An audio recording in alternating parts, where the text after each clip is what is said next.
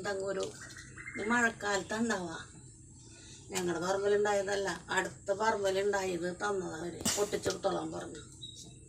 ഇത് പൊട്ടിക്കാൻ പോയപ്പോൾ കയ്യുമ്പോൾ നിറച്ച് മുള്ളു കോറിയിട്ട് പണ്ട് പന്തലനൊക്കെ ഇടില്ലേ, ഈന്തങ്കുരു എന്ന് അതിന് പറയാം. അതിൻ്റെ ഇലയുടെ തണ്ടുമ്പോൾ നിറച്ച് മുള്ള.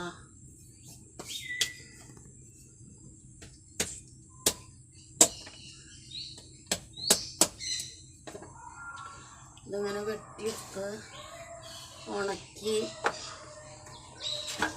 അടുത്ത വർഷം എടുക്കാൻ പാടുള്ള, ഈ വർഷത്തിൽ എടുക്കാൻ പാടില്ല. ഇതിനൊരു കട്ടുണ്ട്. അടുത്ത വർഷം എടുക്കുമ്പോൾ നല്ല തിളച്ച വെള്ളത്തിലിടണം. തലേ ദിവസം ഇടുക, അല്ലെങ്കിൽ 4-5 മണിക്കൂറെങ്കിലും വെള്ളത്തിലിടണം.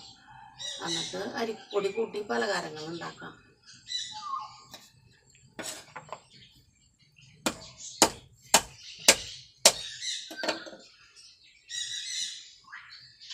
ഈന്തങ്കുരു എന്ന് പറയാം. ഈന്തങ്കുരു